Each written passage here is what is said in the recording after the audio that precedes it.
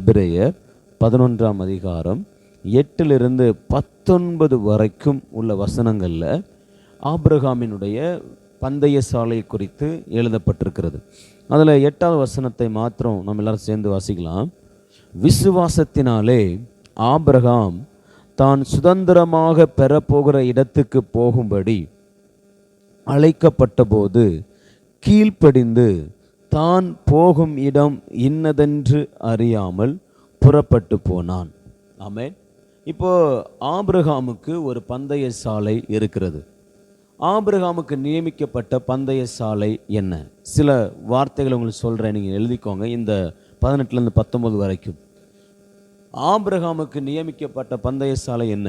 முதலாவது, சுதந்திரமாக பெறப்போகிற இடம் ஆபிரகாமினுடைய பந்தய சாலை. ஆமென். அந்த பந்தய சாலை அதாவது எதுக்கு நேரவே முடியுதுன்னா, இந்த சுதந்திரமாய் பெறப்போகிற இடம் இல்லை, ஒரு ஒரு ஒரு கோல் வச்சுக்கோங்க, நோக்கம்னு வச்சுக்கோங்க. இதுதான் அந்த பந்தய சாலை முடிகிற இடம். எது? சுதந்திரமாய் பெறப்போகிற இடம். ரெண்டாவது, ஆபிரகாமினுடைய பந்தய சாலை வாக்கு தத்தம் பண்ணப்பட்ட தேசம். வாக்கு தத்தம் பண்ணப்பட்ட தேசம். ஆமென். ஃபர்ஸ்ட் ஒன், சுதந்திரமாக பெறப்போகிற இடம். ரெண்டாவது, வாக்கு தத்தம் பண்ணப்பட்ட தேசம். அது 9ஆம் வசனத்தில் பார்க்குறோம். விசுவாசத்தினாலே அவன் வாக்கு தத்தம் பண்ணப்பட்ட தேசத்திலே, இல்லையா? மூணாவது 10ஆம் வசனத்தில் பாருங்க, தேவன் தாமே கட்டி உண்டாக்கின அஸ்திபாரங்களுள்ள நகரம். ஆமென். ஆபிரகாமுக்காக கர்த்தரே ஒரு நகரத்தை கட்டியிருக்கிறார். ஆபிரகாமுக்காக தேவனே ஒரு நகரத்தை, ஒரு தேசத்தை என்ன பண்ணி வச்சிருக்கிறார்னா கட்டி வைத்திருக்கிறார். அது நல்ல அஸ்திபாரத்தோடு கட்டி வைத்திருக்கிறார். ஸோ இப்போ தேவன் கட்டின நகரம், ஆபிரகாமுடைய பந்தய சாலை தேவன் கட்டின நகரமாய் இருக்கிறது. அடுத்தது 4வது 12வது வசனம், நட்சத்திரங்களைப் போலவும் கடற்கரை மணலைப் போலவும் ஆசீர்வாதம் ஜனங்கள். ஆமென். இப்போ ஆபிரகாமினுடைய பந்தய சாலை என்னன்னா, நட்சத்திரங்களைப் போல கடற்கரை மணலைப் போல பெருகுகிற ஜனங்களுடைய ஆசீர்வாதம் தான் இப்போ ஆபிரகாமினுடைய பந்தய சாலை. அடுத்தது பார்த்தீங்கன்னா 16வது வசனத்தில் மேன்மையான பரமதேசம். ஆமென். மேன்மையான பரமதேசம், அதாவது நித்திய தேசத்தை குறித்த, பரலோகத்தை குறித்த அந்த நோக்கம். ஆமென். இதுதான் ஆபிரகாமினுடைய பந்தய சாலையாய் இருக்கிறது. மறுபடியும் சொல்கிறேன். முதலாவது, ஆபிரகாமுடைய பந்தய சாலை என்ன அப்படின்னா, சுதந்திரமாக பெறப்போகிற இடம். ரெண்டாவது, வாக்கு தத்தம் பண்ணப்பட்ட தேசம். மூணாவது, தேவன் தாமே கட்டி உண்டாக்கின நகரம். நாலாவது, நட்சத்திரங்களைப் போலவும் கடற்கரை மணலைப் போலவும் உள்ள ஆசீர்வாதம். அஞ்சாவது, கடைசியா மேன்மையான பரமதேசம், அதாவது பரலோகம். ஆமென். ஸோ இந்த 5 காரியங்கள் தான் ஆபிரகாமினுடைய பந்தய சாலையா இருக்குது. இந்த பந்தய சாலையை கர்த்தர் ஆபிரகாமுக்கு நியமித்துட்டு ஆபிரகாமுக்கென்று வைத்துவிட்டு இப்போ ஆபிரகாமை இந்த பந்தய சாலைக்கு நேராய் ஓடும்படி அழைக்கிறார். ஆமென். இன்னைக்கு நீங்களும் நானும் ஆபிரகாமை போல அழைக்கப்பட்டவர்களாக இருக்கிறோம். ஏன்னா நீங்களும் யாரோட சந்ததியா? வாக்கு தத்தத்தின்படி ஆபிரகாமின் சந்ததியாக இருக்கிறோம். நீங்களும் நானும் ஆபிரகாமுக்கு பிள்ளைகளாக இருக்கிறோம். யார் யாரெல்லாம் இயேசுவை ஏற்றுக்கொள்கிறாங்களோ, இயேசுவை நம்புகிறாங்களோ, அவங்க யாருடைய சந்ததியாக மாறுறாங்க? ஆபிரகாமின் சந்ததியாக மாறுறாங்க. அப்போ ஆபிரகாம் சந்ததிக்குன்னு ஒரு பந்தய சாலை இருக்கிறது. ஆபிரகாமின் சந்ததிக்கென்று அவங்க ஓட வேண்டிய ஒரு ரோடு ஒன்று இருக்குது, ஒரு சாலை ஒன்று இருக்குது. அது என்ன சாலைன்னா, தேவனால் கட்டப்பட்டது. வசனம் அழகா சொல்லுது, தேவன் தாமே கட்டின. அப்புறம் என்ன தெரியுமா? ஆபிரகாமுக்கென்று வேற ஒருத்தரும் கட்டலை, அவர் வேற ஒருத்தரையும் கட்ட விடலை.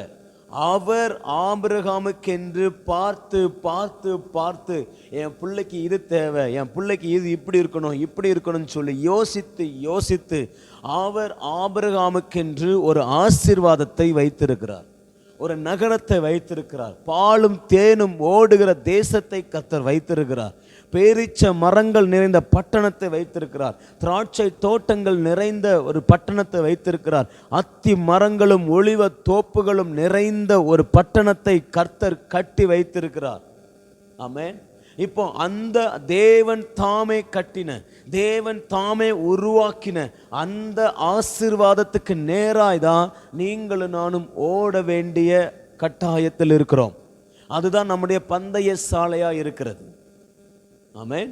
அதுதான் நம்முடைய பந்தய சாலை. பரம தேசத்தை நோக்கி ஓடுவதுதான் நம்முடைய பந்தய சாலை இல்லை. ஆபிரகாமுக்கு அப்படிப்பட்ட பந்தய சாலை தான் கொடுக்கப்பட்டிருந்தது. அதே பந்தய சாலை தான் உங்களுக்கும் எனக்கும். ஆபிரகாம் வசனம் சொல்லுது, கர்த்தர் ஆபிரகாமை அழைத்தார். ஆமென். எத்தனை பேர் விசுவாசிக்கிறீங்க? எனக்கு இந்த 5 விதமான பந்தய சாலையும் எனக்கு கொடுக்கப்பட்டிருக்கிறது. அல்லேலூயா. ஏன் பந்தய இப்போ நான் இப்படி சொல்கிறேனே, ஏன் பந்தய சாலையில் இத்தனை விதமான ஆசீர்வாதங்கள், 5 விதமான ஆசீர்வாதங்களை கர்த்தர் வைத்திருக்கிறார். ஆமென். என் பந்தய சாலை எதில் போய் முடியும்னா, என் ஓட்டம் எதில் போய் முடியும்னா இந்த 5 காரியங்களில் முடியும். அதை நான் மறுபடியும் சொல்கிறேன். முதலாவது, சுதந்திரமாய் பெறப்போகிற இடத்துல போய் முடியும். 2வது, வாக்கு தத்தம் பண்ணப்பட்ட வாக்கு தத்தங்களுடைய ஆசீர்வாதத்துக்கு நேராக போய் முடியும். 3வது, தேவன் தாமே உருவாக்கி வைத்திருக்கிற ஆசீர்வாதத்தில் போய் முடியும். 4வது, நட்சத்திரங்களைப் போல, கடற்கரை மணலைப் போல இல்லை அந்த ஆசீர்வாதத்துக்கு நேராய் போய் முடியும். கடைசியா, மேன்மையான பரம தேசம், பரலோக தேசத்துக்கு நேராய் போய் முடியும். ஸோ இப்படிப்பட்ட பந்தய சாலையில் ஓடும்படி தான் இன்னைக்கு நீங்களும் நானும் அழைக்கப்பட்டிருக்கிறோம். ஆமென். கரங்களை உயர்த்தி ஆண்டவரை பார்த்து சொல்லுங்க, ஆண்டவரே இந்த பந்தய சாலையில் ஓட எனக்கு உதவி செய்யுங்க. ஆபிரகாமை போல ஆண்டவர் இந்த 5 வாக்கு தத்தங்களை, இந்த 5 ஆசீர்வாதங்களையும் கொண்ட இந்த பந்தய சாலையில் நாங்கள் ஓடணும். ஆண்டவரே இந்த 5 ஆண்டவர் இந்த 5 ஆசீர்வாதங்கள் நிறைந்த இந்த பந்தய சாலையில் நானும் என் குடும்பமும் என் பிள்ளைகளும் ஓடுவதற்கு எங்களுக்கு உதவி செய்வீராக, எங்களுக்கு உதவி செய்வீராக. அல்லேலூயா. சரி, அப்போ இப்படிப்பட்ட பந்தய சாலை என்ன செய்யப்பட்டிருக்கிறது? வைக்கப்பட்டிருக்கிறது. ஆமென். இப்போ இந்த பந்தய சாலையில் ஆபிரகாம் எப்படி ஓடுகிறார் இதான் பார்க்க போகிறோம். பார்த்துட்டு தடைகளை பார்க்க போகிறோம். எப்படி ஓடுகிறார்?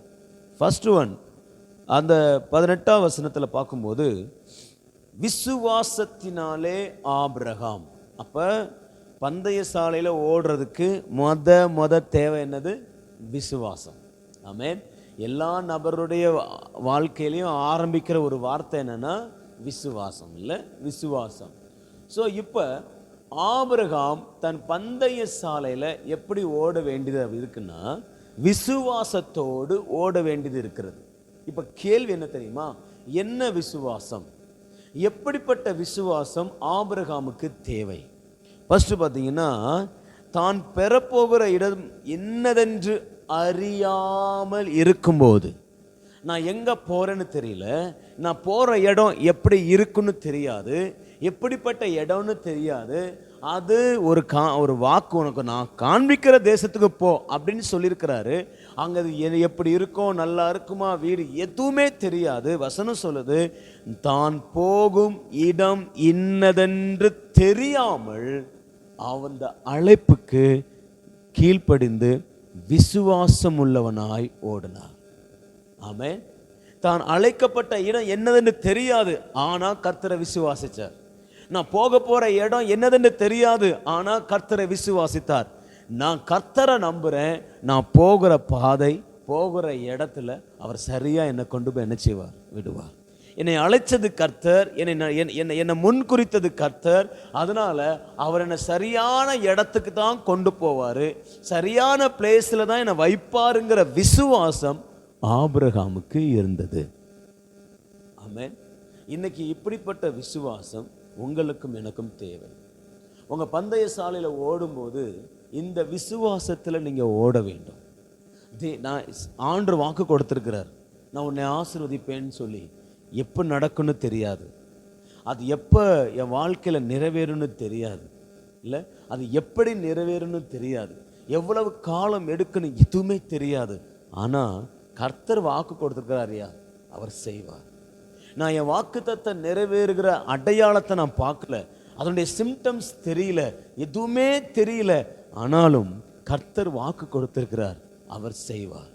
நான் போகிற பாதை இதுவரைக்கும் போகாத பாதையாக இருக்கலாம், நான் இதுவரைக்கும் அனுபவியாத வழியாக இருக்கலாம், இதுவரைக்கும் நான் பார்க்காத ஒரு ரூட்டாக இருக்கலாம், ஆனாலும் என்னை அழைச்சது கர்த்தர், வாக்கு கொடுத்தது கர்த்தர்.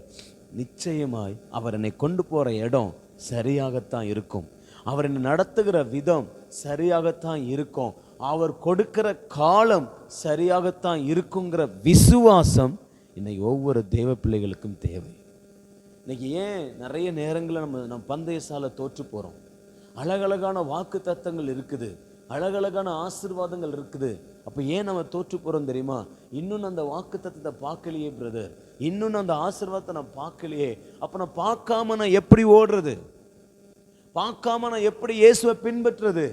ஒரு அடையாளமும் தெரியல. நான் சொல்றேன், அடையாளம் தெரிஞ்சு விசுவாசித்து ஓடுகிறனை விட அடையாளம் தெரியாமல் விசுவாசித்து ஓடுகிறனுடைய ஆசீர்வாதம் பெரிதா இருக்கும். ஆமென். தோமாட்ட சொன்னார்ல, கண்டு விசுவாசிக்கிறவனை விட காணாமல் விசுவாசிக்கிறவன் தான் பெரியவன். இன்னைக்கு நீங்களும் நானும் நம்முடைய வாக்கு தத்தங்களுடைய அடையாளங்களை பார்த்து பார்த்து பார்த்து பார்த்து வாழக்கூடாது. வாக்கு தத்தத்தை கொடுத்தவர் உண்மை உள்ளவர், அவர் நிச்சயமா நிறைவேற்றுவார்.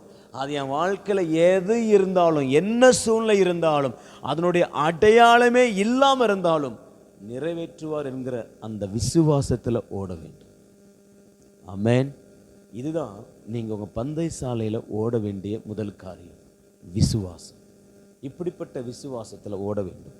ரெண்டாவது, எப்படிப்பட்ட விசுவாசத்தில் ஆபிரகாம் ஓடினார் தெரியுமா? நீங்கள் 9ஆம் வசனத்தில் பாருங்க, வாக்குத்தத்தம் பண்ணப்பட்ட தேசத்தில் பரதேசியை போல சஞ்சரித்தாராம். அப்புறம் என்னன்னா, சுத்திக்கிட்டே இருக்கிறார். வாக்குத்தத்தம் பண்ணப்பட்ட தேசத்துல ஆபிரகாம் சுத்திக்கிட்டே இருக்கிறாரு, ஒரு இடத்துல நிலையா நிக்கல. ஆண்டவர் தான் எனக்கு ஒரு நகரத்தை கட்டி வைப்பேன்னு சொன்னார்ல, ஆண்டவர் தான் ஒரு அழகான ஒரு தேசத்தை கொடுப்பேன்னு சொன்னார்ல, என்னை அங்கே கொண்டு போய் அப்படியே கூட்டிட்டு போய் உட்கார வைக்க வேண்டியதானே. ஆனால் அங்கே போக விட ஒரு பரதேசியை போல, எல்லாவற்றையும் இழந்தவனை போல, வீடு வாசல் இல்லாதவனை போல, குடும்பம் இல்லாதவனை போல நான் வாழ்ந்துட்டு இருக்கிறேன். ஒரு பரதேசியா வாழ்ந்துட்டு இருக்கிறேன். எனக்குன்னு என் தேசத்துல சொந்த வீடு இருந்துச்சு, சொந்த குடும்பம் இருந்துச்சு, எல்லாமே இருந்துச்சு. எல்லாத்தையும் இப்ப இழந்தவனாய் பரதேசிய போல சுத்திக்கிட்டு இருக்கிறேன். ஆனா ஒரு இடத்துல கூட ஆபிரகாம் கர்த்தர் கொடுத்த வார்த்தையில சந்தேகம் வரவில்லை. அல்லேலூயா. இப்ப ஆபிரகாமுடைய விசுவாசம் என்ன தெரியுமா? நான் எல்லாவற்றையும் இழந்தாலும், எல்லாவற்றையும் என்னை விட்டு போனாலும், என் வீடு வாசல் சொத்து எல்லாம் போனாலும் நான் அவரை பின்பற்றுவேன். அவ்வளவுதான். ஆமென். என்னை அழைத்தது கர்த்தர், என்னை நடத்துகிறது கர்த்தர். இந்த பரதேசியான அனுபவங்கள்லாம் ஒன்றும் இல்லை. நான் என்ன நடத்திட்டாரா, நான் எவ்வளவு நாள் வேணாலும் பரதேசியா இருக்க நான் ரெடி. யோசித்து பாருங்க, ஆபிரகாம் பயங்கர நல்ல வாழ்ந்த மனுஷன் தகப்பனாரோடு. ஆனால் எல்லாவற்றையும் விட்டுட்டு கர்த்தருக்காக அவருடைய பந்தய சாலையில் ஓடும்போது ஒரு பரதேசியை போல ஓடுறான், ஆனால் விசுவாசத்தோட ஓடுறான். ஆமென். எங்கேயுமே ஆபிரகாம் ஸ்டாப் ஆகலை, எங்கேயுமே ஆபிரகாம் ஸ்டாப் ஆகலை. அப்போ நான் இழந்தாலும் கர்த்தர் எதையும் விட மாட்டார், திரும்ப எல்லாத்தையும் கொடுப்பார், அவர் என்னை நடத்துவார், வாக்குத்தத்தம் பண்ணினவர் உண்மை உள்ளவர் என்கிற அந்த விசுவாசத்தோடு அவன் ஓட ஆரம்பித்தான். இன்னைக்கு நீங்களும் நானும் நம்முடைய பந்தய சாலையில் நிறைய பேர் பரதேசியை போல தெரியலாம், ஆனால் விசுவாசத்தோடு ஓடுங்க, திரும்ப தருவார், கொடுத்தவர் செய்வார், வாக்கு தந்தவர் நிறைவேற்றுவார் என்கிற அந்த விசுவாசம் நமக்கு தேவை. ஆமென். அப்போ ரெண்டாவது, எல்லாவற்றையும் இழந்து போன பின்பும் கூட ஆபிரகாம் தேவன் தருவார் என்கிற விசுவாசத்தோடு கூட ஓடுகிறான் பந்தய சாலையில். நம்ம எப்படி ஓடுறோம்? நம்ம வாழ்க்கையில் ஒரு பிரச்சனை வந்துச்சுன்னா அவ்வளோதான், இனி செய்ய மாட்டாரு அப்படின்னு ஓடுறோமா? நம்ம யோசித்து பார்ப்போம். மூணாவது, ஆபிரகாம் எப்படி ஓடினார் அப்படின்னா, நீங்கள் பார்த்தீங்கன்னா 11ஆம் வசனத்துக்கு வாங்க. 11வது வசனம். அவனுடைய விசுவாசம் எப்படிப்பட்ட விசுவாசத்தோடு இருந்துச்சுன்னா, உண்மை. சரி, 2 விதமான விசுவாசம் பார்த்துட்டோம் இல்லையா? ஸோ அடுத்தது நான் அடுத்த பாயிண்ட்டுக்குள்ளே போகிறேன், விசுவாசத்துக்கு அப்புறம். அப்போது 2 விதமான விசுவாசம். விசுவாசம் என்ன? காணாத தேசத்தை குறித்து கர்த்தர் சரியாய் நடத்துகிறாருங்கிற விசுவாசம். 2வது, எல்லாவற்றையும் இழந்தாலும் கர்த்தர் திரும்ப கொடுப்பார் என்கிற விசுவாசம். ஆமென். 2வது காரியம், கீழ்ப்படிதலோடு ஓடினான். பார்க்குறோம்ல, அழைக்கப்பட்ட போது, தான் போகும் இடம் இன்னதென்று தெரியாமல் அழைக்கப்பட்ட போது, அந்த அழைப்புக்கு ஆபிரகாம் கீழ்ப்படிந்தான். ஒரு குழந்தைய போல கீழ்ப்படுகிறான். ஆமென். நீ கிளம்பு, நான் கிளம்புறேன். வீடை நாடை விடுறேன். குடும்பத்தை விடுறேன். எல்லாத்தையும் விட்டுட்டியா? வா, என்ன பின்பற்று. இந்த தேசத்துக்கு இப்படி போ, நான் உன்னை ஒரு தேசத்துக்கு கொண்டு போகிறேன். ஓகே ஆண்டவரே, ஆனால் என்ன தேசம் தெரியாது. நம்ம என்ன கேட்போம்? ஆண்டவர் இப்படி அழைக்கிறார் உங்களை, வாமா நான் உன்னை ஒரு தேசத்துக்கு கூட்டிகிட்டு போகிறேன். அப்படியா ஆண்டவரே? முதல்ல என்ன தேசம்னு சொல்லுங்கள். அமெரிக்கான்னு சொல்கிறீங்களா, ஜப்பானா, இல்லை சைனாவா? சைனாலாம் அமெரிக்காலாம் வேணாம் ஆண்டவரே, ரொம்ப மோசமாக போயிட்டுருக்கு. எங்கே போகலாம் ஆண்டவரே? சரி, நம்ம ஆட்கள் அதுக்கு மிஞ்சி ஓகே ஆண்டவரே, தேசத்தை போக சொல்லியிருக்கீங்களே, நான் ஒரு 10 தேசத்துக்கு பேரை எழுதுகிறேன், சீட்டு போடுறேன். சீட்டு போட எந்த தேசம் வருதோ அந்த தேசத்தை நான் என்ன செய்கிறேன் ஆண்டவரே? போகிறேன் இல்லை. ஆனால் ஆபிரகாமுக்கு எங்கே போகிறோன்னே தெரியாது, ஆனாலும் கீழ்ப்படிந்தான் ஒரு குழந்தையை போல. நான் இந்த இந்த இந்த இந்த காரியம் அடிக்கடி வருதில்லை. ஒரு குழந்தையை போல கீழ்ப்படுகிற அனுபவம் நோவாவுக்கு இருந்துச்சு, ஏனோக்குக்கு இருந்துச்சு, இப்போ ஆபிரகாமுக்குள்ள. அப்போ பாருங்கள், உங்கள் பந்தய சாலையில் நீங்கள் வெற்றியாக ஓடணும்னா ஒரு குழந்தையை போல கீழ்ப்படிய வேண்டியது ரொம்ப ரொம்ப அவசியம். இந்த வார்த்தையை மறுபடியும் கர்த்தர் நமக்கு சொல்லிகிட்டே இருக்கிறார். உன் பந்தய சாலையில் விசுவாசம் ரொம்ப முக்கியம். 2வது, இந்த குழந்தையை போல கீழ்ப்படுகிற அனுபவம் ரொம்ப ரொம்ப முக்கியம். ஆமென். நம்மளாம் அந்த கீழ்ப்படுகிற காரியத்தில் தெரிஞ்சவங்கள மாறிடக்கூடாது. ஆமென். இன்னைக்கு நிறைய பிரச்சனை என்னென்னா, கீழ்ப்படுகிறதுக்கு ஏன் கஷ்டம் தெரியுமா?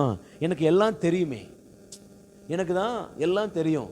இப்போ திடீர்னு ஆண்டவர் இங்கே இருந்து உங்களை இஸ்ரவேல் தேசத்துக்கு அனுப்புகிறான்னு நினச்சிக்கோங்க. உடனே நம்ம என்ன சொல்லுவோம் தெரியுமா? ஆண்டவரே, இஸ்ரவேல் தேசத்தில் வார் நடக்குது ஆண்டவரே, உக்ரைனில் வார் நடக்குது ஆண்டவரே, அங்கே ரஷ்யாவெலாம் பெரிய பெரிய வார் நடக்குது ஆண்டவரே, துப்பாக்கி சுட்டுட்டு இருக்கிறாங்க ஆண்டவரே, என்ன பண்ணுறது ஆண்டவரே? இப்போ என்ன ஆகுது? கர்த்தர் ஒரு வார்த்தையை சொல்ல வர்றதுக்கு முன்னாடியே நம்ம எல்லாத்தையும் எக்ஸ்பிளைன் முடிச்சிருவோம். இது இப்படி இருக்கு, இது இப்படி இருக்கு, அதனால இப்படி போக முடியாது, இது செய்ய முடியாது, அதை பண்ண முடியாது, ஒரு பெரிய ஒரு விளக்கத்தையே நம்ம ஆண்டு கொடுத்துருவோம். அப்படிப்பட்ட சூழ்நிலையில தான் சபை போய் கொண்டிருக்குது. ஒரு குழந்தைய போல என்ன கேள்வியும் கேட்காம, எந்த எக்ஸ்பிளனேஷனும் இல்லாமல், ஓகே ஆண்டவரை செய்கிறேன், ஓகே அப்பா செய்கிறேன். இப்படிப்பட்ட இருதயம் இன்னைக்கு உங்களுக்கும் எனக்கும் தேவை. ஆமென். உண்மையை சொல்கிறேன், இப்படிப்பட்ட குணத்தோடு நம்ம பந்தயசாலை ஓடணும்னா, ஏனோக்கு அந்த குழந்தைய போல கீழ்ப்படிந்தான், பெரிய மகிமையை கண்டான். நோவா குழந்தைய போல கீழ்ப்படிந்தான், பெரிய மகிமை அற்புதத்தை பார்த்தான்ல. ஆபிரகாம் குழந்தைய போல கீழ்ப்படிந்தான், மிகப்பெரிய சந்ததியை கண்டான், வாக்கு தத்தத்தை பார்த்தான். இன்னைக்கு நீங்களும் நானும் எப்படி ஓடுறோம்? ரொம்ப ரொம்ப முக்கியம். ஹல்லேலூயா. ஸோ அந்த குழந்தைய போல கீழ்ப்படிய வேண்டியது ரொம்ப ரொம்ப அவசியம். ஆமென். சரி, இன்னொரு காரியத்தை நம்ம சொல்லி, இந்த விசுவாசத்தில் 3வது ஒன்று சொல்லணும்னு நான் அதை மிஸ் பண்ணிட்டேன். விசுவாசத்தில் 3வது ஒன்று, ஒரு வசனம், அழகான ஒரு வசனம், அதை வாசிக்கலாமா? வாசிப்போம். 13வது வசனம். 13வது வசனம், இவர்கள் எல்லாரும் வாக்குத்தத்தம் பண்ணப்பட்டவைகளை அடையாமல் தூரத்திலே அவைகளை கண்டு நம்பி அணைத்து கொண்டு பூமியின் மேல் தங்களை அந்நியரும் பரதேசிகளும் என்று அறிக்கையிட்டு விசுவாசத்தோடு மரித்தார்கள். 3வது ஒரு விசுவாசம். ஒரு 2 விசுவாசம் சொன்னேன். ஒன்று, நம்ம தேசம் தெரியல, வாக்குத்தத்தம் நடக்கிறது தெரியலனாலும் நான் என்ன பண்ணுவேன்? ஆண்டவரை விசுவாசிப்பேன்.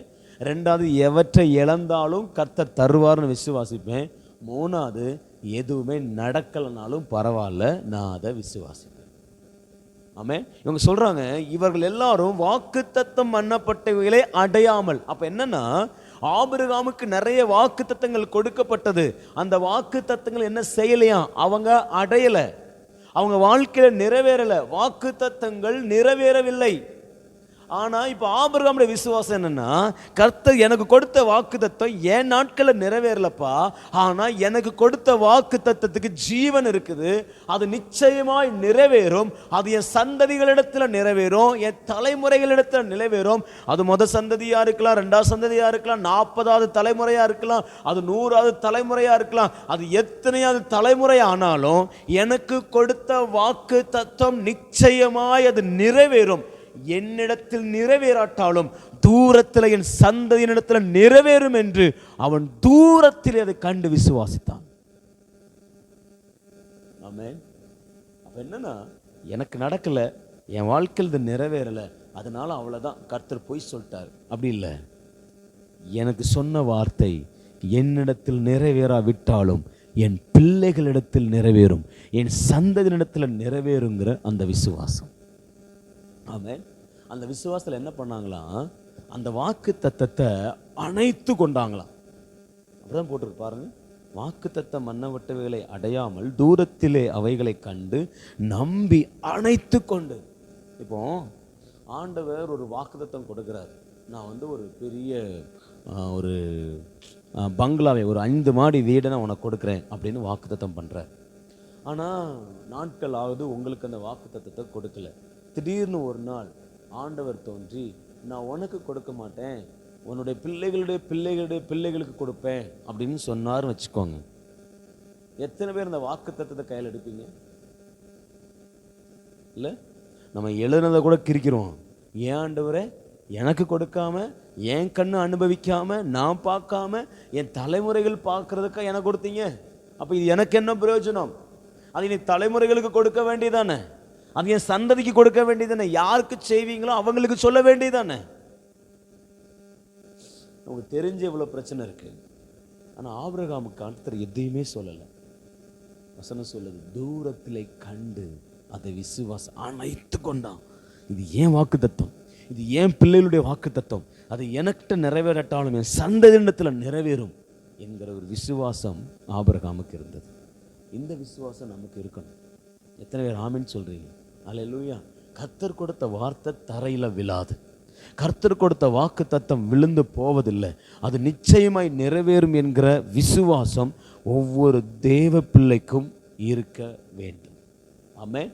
சரி, அப்போ 3 விசுவாசத்துல 3 விதமான விசுவாசம் இருக்கணும். அடுத்தது கீழ்ப்படிதலை குறித்து பார்த்துட்டோம். குழந்தைய போல நம்ம என்ன செய்யணும்? கீழ்ப்படியணும். அடுத்தது எப்படி ஓடினார் அப்படின்னா, 11ஆம் வசனத்தை பாருங்க. விசுவாசத்தினாலே சாராலும் வாக்குத்தத்தம் பண்ணினவர் உண்மை உள்ளவர் என்று எண்ணி. அடுத்தது இவங்க பந்தய சாலை எப்படி ஓடணும் அப்படின்னா, அவர் உண்மை உள்ளவர், அவர் வாக்கு கொடுத்தவர் உண்மை உள்ளவர், நிச்சயம் என்ன பண்ணுவார்? நிறைவேற்றுவார் என்று அவர் உண்மை உள்ளவர் என்று எண்ணி பந்தய சாலையில் நிச்சயம் ஓடணும். செய்வாரா மாட்டாரா, கொடுப்பாரா மாட்டாரா இல்லை, அவர் சொன்னதை செய்கிறதுல உண்மை உள்ளவர்ப்பா, அதனால நான் என் பந்தய சாலை ஓடுறேன், கொடுத்த வாக்கு தத்தத்துக்கு நேராக ஓடுறேன்னு சொல்லி உண்மை உள்ளவர் என்று எண்ணி. இது என்னன்னு சொல்லணும்னா, கர்த்தரை குறித்த சரியான அறிவோடு ஓடணும், தேவனை குறித்த வெளிப்பாடோடு ஓடணும். இப்ப இவங்களுக்கு இருக்கிற வெளிப்பாடு என்னன்னா, என் தேவன் உண்மை உள்ளவர், அவர் கொடுத்த வார்த்தையில உண்மை உள்ளவர், அவர் மாறாதவர், அவர் தவறாதவர், அந்த வார்த்தை தரையில விழாது, அந்த வார்த்தை மறைந்து போகாதுங்கிற விசுவாசத்துல ஓடினாங்க. அல்லேலூயா. நீ அப்படிப்பட்ட தேவனை குறித்த அறிவு நமக்கு உண்டாவதாக. ஆமென். அப்போ 3வது உண்மை உள்ளவர் என்று எண்ணி ஓட வேண்டும், கர்த்தரை குறித்த அறிவோடு ஓட வேண்டும். இல்லை, 4வது ஒரு வசனத்தை வாசிங்க பார்க்கலாம். 16வது வசனம் 16. அதையல்ல, அதிலும் மேன்மையான பரம தேசத்தையே விரும்பினார்கள். பந்தய சாலையில் ஓடுற நீங்க ஒரு விருப்பத்தோடு ஓடணும், ஆசையா ஓடணும், வாஞ்சையா ஓடணும். எதுக்குடா நம்ம வாழ்றோம், எதுக்குடா கிறிஸ்தவ வாழ்க்கைக்குள்ள போறோம், எதுக்குடா இந்த வாக்கு தத்தத்தை நம்பணும், எதுக்குடா ஊழியம் பண்ணணும், எதுக்குடா கர்த்தரை நேசிக்கணும்னு சொல்லி ஒரு சோர்வோடு கிடையாது, ஒரு சந்தேகத்தோடு கிடையாது, விருப்பத்தோட வாஞ்சையோட உங்கள் பந்தய சாலை நீங்கள் ஓடணும். ஆமென். ஏன்னா நிறைய நேரங்களில் உங்கள் வாக்கு தத்தங்கள் நிறைவேறலன்னு ஒன்று சோர்ந்து போயிடுறீங்க. அந்த வாஞ்சை போயிடுது. கிறிஸ்துவுக்காக ஓடணுங்கிற விருப்பம் போயிடுது. நல்லா ஜெபிக்கணுங்கிற விருப்பம் போயிடுது. தேவனோடு கூட உறவாடணுங்கிற விருப்பம் போயிடுது. ஆனால் என்ன வந்தாலும், என்ன சூழ்நிலைகள் வந்தாலும், நீங்களும் நானும் விருப்பத்தோட, சொல்லுங்க, விருப்பத்தோட உங்க பந்தய சாலையில் ஓட வேண்டும். அல்லேலூயா.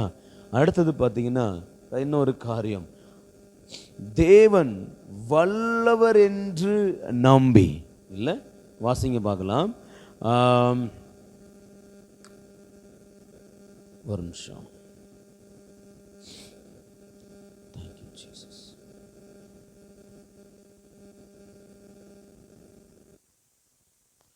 Thank you, Lord.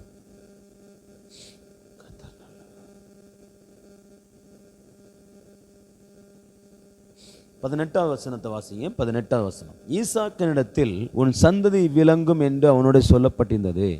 இப்படிப்பட்ட வாக்குத்தத்தங்களை பெற்றவன் மரித்தோரிலிருந்து எழுப்ப தேவன் வல்லவராயிருக்கிறார் என்று எண்ணி. என் வாக்கு தத்தத்தை நிறைவேற்ற தேவன் வல்லவராயிருக்கிறார் என்று எண்ணி, இல்லை? ஸோ தேவன் இப்போ நான் பந்தயசாலையில் ஓடுறேன், எனக்கு கொடுத்ததை நிறைவேற்ற அவர் வல்லமை உள்ளவர். நான் வல்லமை உள்ளவர் என்கிற அந்த அறிவோடு ஆபிரகாம் ஓடினார். ஆமென். அப்போ இன்னைக்கு தேவனை குறித்த அறிவை பாருங்க. முதல்ல உண்மை உள்ளவர் என்று எண்ணுகிற அந்த அறிவு இருந்துச்சு. இப்போ இன்னொரு அறிவு என்னன்னா, தேவன் வல்லமை உள்ளவர், என்ன சூழ்நிலையிலும் எந்த சந்ததியிலும் என் வாக்கு தத்தத்தை நிறைவேற்ற வல்லவராக இருக்கிறார் என்கிற அந்த அறிவு இருந்துச்சு. இன்னைக்கு நீங்களும் நானும் இப்படிப்பட்ட அறிவோடு பந்தய சாலையில் ஓட வேண்டும். அப்படியே கரங்களை உயர்த்தி இந்த காரியங்களை மறுபடியும் சொல்லுங்க. ஆண்டவரே, என் பந்தய சாலையில் நான் விசுவாசத்தோடு ஓடணும். வாக்கு தத்தம் நிறைவேறாவிட்டாலும், வாக்கு தத்தம் நிறைவேறுகிற அடையாளங்கள் தெரியாவிட்டாலும், ஒருவேளை வாக்கு தத்தம் என் வாழ்க்கையில் இல்லை, ஆண்டு அது நிறைவேறாமல் தலைமுறை வாழ்க்கையில் நிறைவேறினாலும் நாம் விசுவாசத்தோடு ஓட எனக்கு உதவி செய்யுங்க. ஆண்டவரே, என் வாழ்க்கையில் நான் எல்லாவற்றையும் இழந்தாலும், எல்லாவற்றையும் இழந்து ஒரு பரதேசியை போல தெரிஞ்சாலும், ஆண்டவரே, நான் உம்மை நோக்கி ஓட விசுவாசத்தோடு ஓட உதவி செய்யுங்கப்பா. இந்த பிள்ளைகளுக்கு உதவி செய்யுங்க ஆண்டவரே. பந்தய சாலை ஓடுறவர்கள் கீழ்ப்படிதல் தேவை. ஒரு குழந்தையை போல கீழ்ப்படுகிற அந்த அனுபவம் எங்கள் ஒவ்வொருவருக்கும் உண்டாவதாக நான் ஜெபிக்கிறேன். கர்த்தரை குறித்த அறிவு, தேவனை குறித்த அறிவு எங்கள் ஒவ்வொருவருக்கும் உண்டாவதாக நான் ஜெபிக்கிறேன். ஆண்டவரே, விருப்பத்தோடு ஓடணும். ஆண்டவரே, விருப்பத்தோடு ஓடணும், வாஞ்சையோடு ஓடணும். எங்கள் பந்தய சாலையில் நாங்கள் அசட்டையாக ஓடக்கூடாது, சோர்வா ஓடக்கூடாது. ஒவ்வொருவருக்குள்ளேயும் பந்தய சாலையில் கிறிஸ்தவ வாழ்க்கையை ஓடுறதுக்கு, வாக்கு தத்தங்களுக்கு நேராய் ஓடுறதுக்கு, ஆண்டவர் இந்த பரம தேசத்தை நோக்கி ஓடுவதற்கு ஆண்டவர் ஒரு விருப்பம் உண்டாவதாக, ஒரு வாஞ்சை உண்டாவதாக நான் ஜெபிக்கிறேன். நீங்க அப்படி செய்வதற்காக உமக்கு ஸ்தோத்திரம். Thank you Lord. இயேசுவின் நாமத்தில் பிதாவே, ஆமென், ஆமென், ஆமென். அல்லேலூயா. அப்போ நீங்களும் நானும் பந்தய சாலையில் எப்படிப்பட்ட பந்தய சாலையில் ஓடுகிறோம், எப்படி ஓட வேண்டும் என்று சொல்லி சில காரியங்களை பார்த்தோம். ஆமென். சொல்லுங்க, எப்படிப்பட்ட பந்தய சாலை இருக்கிறது? சுதந்திரமாய் பெறப்போகிற இடம், வாக்கு தத்தம் பண்ணப்பட்ட தேசம், தேவன் தாமே கட்டின ஆசீர்வாதம், நட்சத்திரங்களைப் போல கடற்கரை மணலைப் போல உள்ள ஆசீர்வாதம், மேன்மையான பரம தேசம். இது பந்தய சாலையில் உள்ள ஆசீர்வாதம். எப்படி ஓடணும்? விசுவாசத்தோடு ஓடணும், கீழ்ப்படிதலோடு ஓடணும், இல்லை தேவனை குறித்த அறிவோடு ஓடணும், விருப்பத்தோடு ஓடணும், தேவன் வல்லவர் என்று எண்ணி, அதாவது தேவ சிந்தையோடு ஓடணும். ஆமென். தேவனுடைய சிந்தையோடு, தேவன் இருக்கிறார், தேவன் நல்லவர் என்கிற அந்த சிந்தையோடு, அந்த எண்ணத்தோடு என்ன செய்ய வேண்டும்? ஓட வேண்டும். சரி, இப்போ ஆபிரகாம் இப்படி ஓடும்போது அவருக்கு வந்த தடைகள் என்ன? என்னென்ன தடைகள் வந்துச்சு? எது அவருடைய பந்தய சாலையை தடுக்க முடியவில்லை? சில காரியங்களை நம்ம வேகமாக சொல்கிறீங்க, அதை நோட் பண்ணிக்கோங்க. ஒன்று, என்ன இடம்னே தெரியாது, எங்கே போகிறோம்னே தெரியாது. அப்படிப்பட்ட அனுபவம் பந்தய சாலையை ஸ்டாப் பண்ணவில்லை. ஆமென். 1 கிலோமீட்டர் தூரம் போகிறாரு, ஆண்டவர் ஏதாச்சும் கொடுப்பாரா? கொடுக்கல. 2 கிலோமீட்டர் போறாரு, ஏதாச்சும் கண்ணுக்கு தெரியுதா? தெரியல. 3 கிலோமீட்டர் போறாரு, எதுவும் தெரியுதா? தெரியல. 4 போயிட்டே இருக்கிறாரு, அலைஞ்சுக்கிட்டே இருக்கிறாரு. கர்த்தர் எதையுமே இதுதான் சொல்ல மாட்டாரு, அவர் பாடு நடந்துட்டு இருக்கிறார். அந்த அலைச்சல், அந்த அனுபவம் இல்லை, அந்த எதுவுமே தெரியாத ஒரு அனுபவம், இருட்டடைந்திருக்கிற அனுபவம் ஆபிரகாமுடைய பந்தய சாலையை ஸ்டாப் பண்ணல. நிறைய நேரங்கள் நம்முடைய வாழ்க்கையில் ஆண்டவர் மௌனமாக இருந்தது போல தெரியலாம், ஆண்டவர் எதுவுமே செய்யாத இருந்தது போல தெரியலாம். உடனே உங்கள் பந்தய சாலை நீங்கள் ஸ்டாப் பண்ணாதீங்க, ஓடுகிறத நிப்பாட்டாதீங்க. ஆமேன். ஆண்டவர் உங்கள் லைஃப்பில் மௌனமாக இருக்கிறாருன்னா ஏதோ ஒரு பெரிய காரியத்தை கத்த செய்ய போறாருன்னு அர்த்தம். பெரிய நீங்கள் நினைக்காத காரியத்தை கத்த செய்ய போறாருன்னு அர்த்தம். அதை நிச்சயமா ஏற்ற வேளையில உங்களுக்கு கொடுப்பார். ஆனா இந்த அனுபவங்களை நினைத்து சோர்ந்து போகாம உங்க பந்தய சாலையில ஓட வேண்டும். அப்ப முதல்ல எங்க போறனே தெரியாத ஒரு அனுபவம், இருட்டடைந்த ஒரு அனுபவமா இருந்துச்சு. அது ஆபிரகாமை தடுக்க முடியவில்லை. ஆமென். ரெண்டாவது என்னன்னா, அவர் பரதேசியை போல இருந்த அனுபவம். அவர் சொல்றாருல, நான் பரதேசியை போல இருந்தேன், ஒரு அந்நியனை போல இருந்தேன்றார். அப்ப என்ன அர்த்தம்னா, இவர் போகிற இடமெல்லாம் இவருக்கு தெரியாத ஒரு இடம். புதுசா இடத்துக்கு போறாரு. மற்றவங்களை இவர் எப்படி பார்க்கறாங்கன்னா அந்நியரா பார்க்கறாங்க. மற்றவர்களுக்கு இவர் ஒரு அந்நியரை போல இருந்தார். பல இடங்கள்ல ஒரு அந்நியனை போல, ஒரு புறஜாதியானை போல வாழ வேண்டிய சூழ்நிலை வந்தது. மனிதர்களுடைய பார்வையில் ஒரு பரதேசியை போல வாழ வேண்டிய அனுபவம் இருந்தது. இந்த பரதேசியின் அனுபவமோ இந்த அந்நியனின் அனுபவமோ பந்தய சாலையை தடுக்கவில்லை. யோசித்து பாருங்க. இந்த பந்து அப்படி ஓடிட்டு பரதேசியா போயிட்டே இருக்கும்போது மனைவி சொல்லியிருப்பாங்க சில டைம்ல, என்னங்க எல்லாத்தையும் இழந்துட்டு இப்படி பரதேசியா தெரிஞ்சுக்கிட்டு இருக்கிறோம், கர்த்தர் என்னத்தான் சொன்னாரு இல்லை? கணவன் கேட்பாரு, ஆண்டவர் சொன்னாருன்னு சொல்லிட்டு இதை செய்ய ஆரம்பிச்சிட்டோம், ஆனா ஓடிட்டே இருக்கோம், ஒருனே காணுமே, சுத்திக்கிட்டே திரிகிறோமே, அலைஞ்சுக்கிட்டே திரிகிறோமே, பார்க்கிறவங்க கண்களுக்கெல்லாம் அற்பமானதா தெரிகிறோமே, அந்நியனா தெரிகிறோமே, என்ன பண்றது? எப்படிப்பட்ட பரதேசியா இருந்தாலும், கூடாரங்கள்ல போட்டு வாழ்ந்து கொண்டு போய்கிட்டே இருந்தவங்களா இருந்தாலும், உங்க பந்தய சாலையை எதுவும் தடுக்க முடியாது. ஆமென்.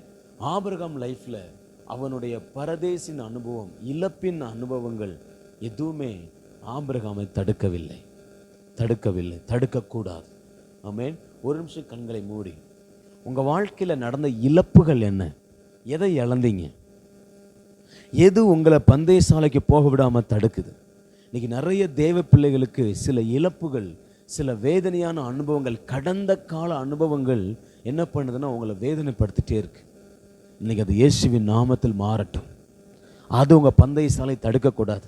நான் எல்லாத்தையும் விட்டுட்டு வந்துட்டேன் பிரதர், ஒரு பரதேசியை போல இருக்கிறேன், என் சொந்த குடும்பத்தில் நான் பரதேசியை போல இருக்கிறேன், எனக்கு எந்த உரிமையும் இல்லை. நிறைய பேர் குடும்பத்துக்குள்ள, கணவன் மனைவி குடும்பங்களுக்குள்ள நீங்க ஒரு பரதேசியை போல வாழ்ந்துட்டு இருக்கிறீங்க.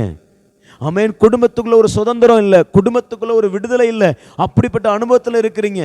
இயேசுவின் நாமத்தினால இந்த அனுபவங்கள் எதுவும் உங்க பந்தய சாலையை ஸ்டாப் பண்ண முடியாது. சொந்த குடும்பத்துக்குள்ள அந்நியனை போல இருக்கலாம். ஆமென். கட்டின புருஷனுக்கோ, சொந்த உறவினர்களுக்கோ, குடும்பங்களுக்கோ, மனைவிக்கோ, பிள்ளைகளுக்கோ ஒரு அந்நியனை போல பார்க்கலாம். உங்களை ஒரு புறஜாதியானை போல பார்க்கலாம். ஒரு மருமகளா உங்களை பார்க்காம இருக்கலாம், பிள்ளையா பார்க்காம இருக்கலாம். அதனால உங்க பந்தய சாலையை ஸ்டாப் பண்ணாதீங்க, தொடர்ந்து ஓடிக்கொண்டே இருங்க. இந்த உலகம் உங்களை பரதேசியா பார்த்தாலும், இந்த உலகம் உங்களை அந்நியனா பார்த்தாலும், உங்களுக்கான நகரத்தை கர்த்தர் கட்டி வைத்து கொண்டிருக்கிறார். உங்க நோக்கம் அது மட்டும்தான். ஆமென். இது உங்களை தடுக்கக்கூடாது. இயேசுவின் நாமத்தில் இதையெல்லாம் மாறட்டும் நான் ஜெபிக்கிறேன் ஆண்டவரே. அல்லேலூயா. அப்ப பரதேசியை போல இருந்த அனுபவம் தடை செய்ய முடியவில்லை. அடுத்தது பார்த்தீங்கன்னா, பலனற்ற கற்பம். ஆண்டவர் அழைச்சிட்டாரு. அழைக்கும் போது வேதம் சொல்லுது, சாராள் மலடியா இருந்தா, ஆனால் ஆண்டு வாக்கு கொடுக்குறாரு, உனக்கு சன்னதியை கொடுப்பேன்னு சொல்லி. ஆனால் ஒன்றுமே நடக்கலை. நாட்கள் ஆக ஆக கற்பம் பலனற்று போனது. சாராயின் கற்பம் பலனற்று போனது. ஆபிரகாமுடைய சரீரம் செத்தே போனது. இந்த அனுபவங்கள், பலனற்ற அனுபவம், மரித்து போன அனுபவங்கள் ஆபிரகாமுடைய பந்தய சாலையை தடுக்கல. ஆமென். சில இடங்கள்ல ஆபிரகாம் ஒரு இடத்துல சோர்ந்து போனது உண்மைதான், ஆனா சோர்ந்து போன இடத்துல உட்கார்ந்துடல. கர்த்தர் வந்து எலும்பு ஓடுன்னு சொல்லும்போது அவன் எழும்பி ஓடுனான். இன்னைக்கு தேவ பிள்ளை, உங்கள் வாழ்க்கையில் எது என்ன பலவீனங்கள் இருக்குது, எது உங்களை பலனற்றவர்களாய் மாற்றுது? ஆமேன். எந்த அனுபவங்கள், எந்த பலனற்ற அனுபவம் உங்கள் ஜெபத்தை தடுக்குது? எந்த பலவீனம் உங்கள் தேவனோடு உள்ள உறவை தடுக்குது? எந்த பலவீனம் நீங்கள் உங்கள் பந்தய சாலையில் உங்கள் வாக்கு தத்தத்தை பெறக்கூடாதபடி தடையாக இருக்குது? அதையெல்லாம் மாற்றுங்க. உங்கள் பந்தய சாலையை எதுவும் ஸ்டாப் பண்ணக்கூடாது. எந்த பலவீனங்கள் ஸ்டாப் பண்ணக்கூடாது, வியாதிகள் ஸ்டாப் பண்ணக்கூடாது, சோர்வுகள் ஸ்டாப் பண்ணக்கூடாது. பலனற்ற கற்பம் சாராளை ஸ்டாப் பண்ணலை. வசனம் சொல்லுது, பலனற்ற கற்பம் இருந்த பொழுதும் ஆவல் உண்மை உள்ளவர் என்று எண்ணி ஓடிக்கொண்டே இருந்தா. பலனற்ற சூழ்நிலைகள் வரும் பொழுது கர்த்தரை குறித்த அறிவோடு கர்த்தர் மேலே பாரத்தை வச்சுட்டு, கர்த்தர் மேலே அந்த பலவீனத்தை வச்சுட்டு ஓடிக்கிட்டே இருங்க. ஸ்டாப் பண்ணாதீங்க. இயேசுவின் நாமத்தில் இந்த பலவீனங்கள் எல்லாம் மாறட்டும். அல்லேலூயா. பலனற்ற நிலை, மரித்து போன நிலை, செத்து போன சரீரம் தடுக்க முடியவில்லை. அடுத்தது பார்த்தீங்கன்னா, ஆபிரகாமுக்கு திரும்பி போவதற்கு நிறைய வாய்ப்பு இருந்துச்சு. ஒரு வசனம் அழகா இருக்கும் பாருங்க, 15ஆம் வசனம். தாங்கள் விட்டு வந்த தேசத்தை நினைத்தார்களானால் அதற்கு திரும்பி போவதற்கு அவர்களுக்கு சமயம் கிடைத்திருக்குமே. பந்தய சாலையை விட்டு திரும்பி போக, நல்ல ட்ராக்ல போயிட்டு இருப்பீங்க, நல்ல ஜெபம் என்கிற ட்ராக்ல ஓடிட்டு இருப்பீங்க, நல்ல வேத வாசிப்புங்கிற ட்ராக்ல ஓடிட்டு இருப்பீங்க. அந்த ட்ராக் எங்க? நீங்க அதை விட்டு திரும்பி வந்துட்டோமா? அந்த ஜெபம் என்கிற அந்த பந்தய சாலை விட்டு வெளியே வந்துட்டோமா? நீங்க ஓடிக்கொண்டிருக்கிற அந்த வாக்கு தத்தத்தை விட்டு வெளியே வந்துட்டோமா? இன்னைக்கு நிறைய பேர் துவங்கினவர்கள் முடிக்கவில்லை. ஓட்டத்தை துவங்கினவரும் முடிக்கிறவரும் அவர் தான். இல்லை, விசுவாசத்தை துவக்கிறவரும் முடிக்கிறவர் தான். இன்னைக்கு நிறைய பேர் பந்தய சாலையை துவங்கினாங்க, ஆனால் நிறைய பேர் பாதியில திரும்பிட்டாங்க. நீங்கள் எப்படி இருக்கிறீங்க? பழைய வாழ்க்கையை நினச்சி, இல்லை நடந்ததை நினச்சி அவ்வளோதான், இதுக்கு மேலே நம்ம லைஃப் அவ்வளோதான், முடியாது, இதுக்கு மேலே ஓடி பிரயோஜனம் இல்லை, இதுக்கு மேலே எந்த காரியத்தையும் பெற்றுக்கொள்ள முடியாது, பின்வாங்கி போன கூட்டம். இன்னைக்கு நிறைய பேர் ஜெபத்தில் பின்வாங்கி இருக்கிறாங்க, நிறைய பேர் கர்த்தருடைய ஆவிக்குரிய வாழ்க்கையில் பின்வாங்கி இருக்கிறாங்க, வாக்கு தத்தத்தில் பின்வாங்கி இருக்கிறாங்க. அல்லேலூயா. நீ ஓட வேண்டியது பின்னோக்கி அல்ல, முன்னோக்கி. ஆமென். பின்னானவைகளை மறந்து முன்னானவைகளை நாடி ஓடிக்கிட்டே இருங்க. பின்னானவைகள் உங்கள் வாழ்க்கையில் நிறைய வரலாம், இழப்புகள் வரலாம், பிரச்சனைகள் வரலாம். இல்லை, நான் அப்படி வாழ்ந்தேன், நான் இப்படி இருந்தேன், ஆனால் இப்போ பரதேசியாக இருக்கேன், இப்போ அந்நியனாக இருக்கிறேன், நான் பேசாமல் நான் பழைய அனுபவத்துக்களே போயிடுறேன், நிறைய தோணலாம். ஆனால் கர்த்தருடைய வார்த்தை சொல்லுது, அதையெல்லாம் நினைக்காம ஆபிரகாம் அப்படி யோசிக்கிறதுக்கு டைம் அவனுக்கு வழிகள் இருந்தும் எதையும் யோசிக்கல. செத்து போன கற்பம் இருந்த பொழுது சொல்லியிருந்திருக்கலாம், பேசாம நான் ஊர்லேயே இருந்திருப்பேன், ஊர்லேயும் அப்படி தான் வாழ்ந்தேன், இங்கேயும் இப்படி தான் இருக்கேன், என்ன பிரயோஜனம், ஒரு மாற்றமும் தெரியல. ஆபிரகாம் பின்வாங்கி போகல, பரதேசியா திரிகிறான், அந்நியனா திரிகிறான், பின்வாங்கி போகல. அவன் தன் ஓட்டத்தை துவங்கினவரை நோக்கி அந்த பந்தய சாலையில ஓடிக்கொண்டே இருந்தான். இன்னைக்கு நீங்கள் நானும் முன்னோக்கி ஓடிக்கொண்டே இருக்கோம். அல்லேலூயா. பின்வாங்குவதற்கு நிறைய காரணங்கள் வரும், ஓட்டத்தை விட்டு பின்வாங்குவதற்கு. ஆனால் ஆபிரகாம் பின்வாங்கல, ஓடிக்கொண்டே இருந்தான். கடைசியாக ஒரு சோதனை வந்துச்சு, மகனை பலி செலுத்த வேண்டிய சோதனை. அந்த சோதனைகள் வந்த போதும் கூட ஆபிரகாம் விழுந்து போகல. உங்கள் வாழ்க்கையில் பந்தய சாலையில் ஓடும்போது நிறைய சோதனைகள் வரும், ஆனால் பந்தய சாலை விட்டுறாதீங்க. அல்லேலூயா. அப்போ இவை எல்லாவற்றையும் ஆபிரகாம் உதறி இதையெல்லாம் உதறினா என்னன்னே தெரியாது பிரதர், பிளாங்கா இருக்கு பிரதர், அதை உதறினா. பரதேசியும் அந்நியனுமா இருந்தான், அதை உதறினா. ஆமென். கூடாரங்களில் இருந்தான், அதை உதறினா. பலனற்ற கற்பம், அதை உதறினா. செத்துப்போன சரீரம், அதை உதறினா. வாக்கு தத்தத்தை அடைய முடியலை, எனக்கு வாக்கு தத்தம் இல்லை, யாருக்கு தான் வாக்கு தத்தம், என் பிள்ளைகளை தான் வாக்கு தத்தம்னு சொன்னாங்க. ஆனால் அது அவன் என்ன பண்ணல, ஸ்டாப் பண்ணல. வாக்கு தத்தம் நிறைவேறாத அனுபவங்கள் பந்தய சாலை ஸ்டாப் பண்ணல. ஆமென். அப்போ அதை உதறினா. அடுத்தது திரும்பி போகிற வாய்ப்பு இருந்துச்சு, அதையும் உதறினா. சோதனைகள் வந்துச்சு, அதையும் உதறினா. எல்லா பாரமான யாவற்றையும் உதறிட்டு ஆபிரகாம் அவருடைய பந்தய சாலையில ஓடி கானானை பெற்று கொண்டது போல, பரம தேசத்தை பெற்று கொண்டது போல, இன்னைக்கு நீங்களும் நானும் அதே போல ஓடி நம்மளால அந்த பரம தேசத்தை அடைய முடியும். அல்லேலூயா. உங்க வாழ்க்கையில இப்படிப்பட்ட காரியங்கள் இருக்குமானால் எல்லாத்தையும் உதறிடுங்க. எல்லாத்தையும் உதறிடுங்க. ஆண்டவர் உதற உங்களுக்கு உதவி செய்வாராக. அப்படியே கண்களை மூடி ஹல்லேலூயா. Thank you Lord. ஹல்லேலூயா. ஆண்டவரை பார்த்து சொல்லுங்க, ஆண்டவர் நான் பின் வாங்க மாட்டேன். எனக்கு வாக்குத்தத்தம் நிறைவேறலானாலும் பரவாயில்ல ஆண்டவரே, நான் பின் வாங்க மாட்டேன். சொல்லுங்க, நான் பின் வாங்க மாட்டேன். நான் அந்த அடையாளத்தை பார்க்காட்டாலும் பரவாயில்ல, நான் பின் வாங்க மாட்டேன். என் வாழ்க்கையில் எல்லாம் பெல்லனற்று போனாலும் நான் பின் வாங்க மாட்டேன். ஆண்டவரே, நான் என் சரீரம் செத்து போன சரீரமாக இருந்தாலும் நான் பின் வாங்க மாட்டேன். ஆண்டவரே, நான் பின்தொடர்வேன். உண்மையே நான் பின்தொடர்வேன். ஆண்டவரே, பின்தொடர்வேன்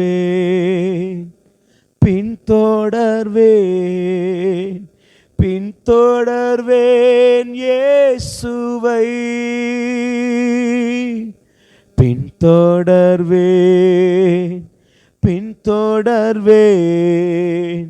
பின்தொடர்வேன் இயேசுவை. உயர்வோ தாழ்வோ, வெற்றியோ தோல்வியோ, பின்தொடர்வேன் இயேசுவை. உயர்வோ தாழ்வோ, வெற்றியோ தோல்வியோ, பின்தொடர்வேன் இயேசுவை. பின்தொடர்வேன். என் பந்தய சாலை விட்டு நான் நிற்க மாட்டேன். நிறைய நீங்கள் விஷயங்களை ஸ்டாப் பண்ணியிருக்கீங்க. நீங்கள் நிறைய பார்க்காததுனால, நிறைய ஆசீர்வாதங்களை நீங்கள் பார்க்காததுனால நிறைய நீங்கள் ஸ்டாப் பண்ணியிருக்கீங்க. எத்தனை பேர் ஒத்துக்கிறீங்க? ஆமென். தேவனுடைய சமூகத்தில் எத்தனை பேர் ஒத்துக்கிறீங்க? நீங்கள் ஆவியானவர் பேசுகிற ஒரு வார்த்தை இது. எத்தனை பேர் உங்களை அங்கீகரிக்கிறீங்க? Yes brother, yes. ஆண்டருக்கு முன்னாடி உங்கள் இருதயத்தில் கை வச்சுட்டு, இருதயத்தில் எல்லாரும், ஆன்லைனில் இருக்கிற எல்லாரும் உங்கள் இருதயத்தில் கை வச்சுக்கோங்க. கையை வச்சுட்டு சொல்லுங்கள், ஆண்டவர் என்னை மன்னியும். என் வாழ்க்கையில் வந்த பலவீனங்கள், என் வாழ்க்கையில் வந்த இழப்புகள், என் பரதேசியான அனுபவம் இசப்பா என் பந்தய சாலை ஸ்டாப் பண்ணிடுச்சுப்பா. முன்னாடி இருந்த அன்பு இப்போ இல்லை, முன்னாடி இந்த ஜெபம் இப்போ இல்லை, முன்னாடி இருந்த அந்த அந்த அந்த ரிலேஷன்ஷிப்பு எங்கே? ஆண்டவர் கேட்குறாரு, முன்னாடி எல்லாத்துக்கும் என்கிட்ட ஓடி ஓடி வருவேடா, ஓடி ஓடி என் பாதத்தில் உட்காந்து என் கையை பிடிச்சிட்டு ஆண்டவரே எனக்கு உதவி செய்யுன்னு கேட்பியே. இப்போ என்ன ஆச்சு? எது ஸ்டாப் பண்ணுது? பின்வாங்கிறதுக்கு நிறைய வாய்ப்புகள் வரும், விட்டு விடுகிறதுக்கு நிறைய வாய்ப்புகள் வரும். ஆனா நான் உண்மை உள்ளவர், நான் சர்வ வல்லமையுள்ள தேவன், நான் சொன்னதை செய்கிற ஆண்டவர். நான் நிச்சயமா உனக்காக நான் ஒரு நகரத்தை கட்டி வச்சிருக்கிறேன், நானே கட்டி வைத்திருக்கிறேன், வேற ஒருவனும் அல்ல. உனக்காக நானே ஆசீர்வாதங்களை வைத்திருக்கிறேன், வேற ஒருவனும் அல்ல. என்னை விட்டு பின்வாங்கிறாத. ஹல்லேலூயா. ஆண்டவரே, இந்த காலையில் எங்களோட பேசின ஒவ்வொரு வார்த்தைகளுக்காக நன்றி. நாங்கள் பின்வாங்க மாட்டோம். நாங்கள் பின்வாங்கி போன ஒவ்வொன்றையும் நாங்கள் நினச்சி பார்க்குறோம். நாங்கள் விட்ட நிறைய விஷயங்களை நாங்கள் நினச்சி பார்க்குறோம். நாங்கள் எல்லாத்தையும் மறுபடியும் துவங்குவோம். ஆண்டவரே, நீங்கள் எப்போ துவங்குவீங்கன்னு கர்த்தர் வெயிட் பண்ணுறாரு. உங்கள் பந்தய சாலையை நீங்கள் எதெல்லாம் விட்டீங்களோ அதை எப்போ மறுபடியும் ஸ்டார்ட் பண்ணுவீங்கிறது அதில் அவர் வெயிட் பண்ணுறார். Is waiting. நீங்கள் ஸ்டார்ட் பண்ணுங்க, உங்களை கூட்டிகிட்டு போகிறது அவர் வேலை. Thank you Lord. எங்களுக்கு உதவி செய்வதற்காக நன்றி அப்பா. நீ கேட்ட சத்தியத்தினுடைய வாழை எங்களை ஒப்பு கொடுக்குறோம். நீர் எங்களுக்காக வைத்திருக்கிற பந்தய சாலைக்காக ஸ்தோத்திரம். அதை நாங்கள் எப்படி ஓடணும், தடைகள் வந்தால் எப்படிப்பட்ட தடைகள் வரும் அப்படிங்கிற காரியத்தில் கற்றுக் கொடுத்ததுக்காக நன்றி. ஆபிரகாமை போல என்ன வந்தாலும் தொடர்ந்து ஓட உதவி செய். இயேசுவின் நாமத்தில் பிதாவே, ஆமென். என் ஆத்துமாவே கர்த்தரை ஸ்தோத்திரி, என் முழு உள்ளமே பரிசுத்த நாமத்தை ஸ்தோத்திரி. என் ஆத்துமாவே கர்த்தரை ஸ்தோத்திரி, கர்த்தர் செய்த சகல உபகாரங்களையும் மறவாது. ஆமென், ஆமென்.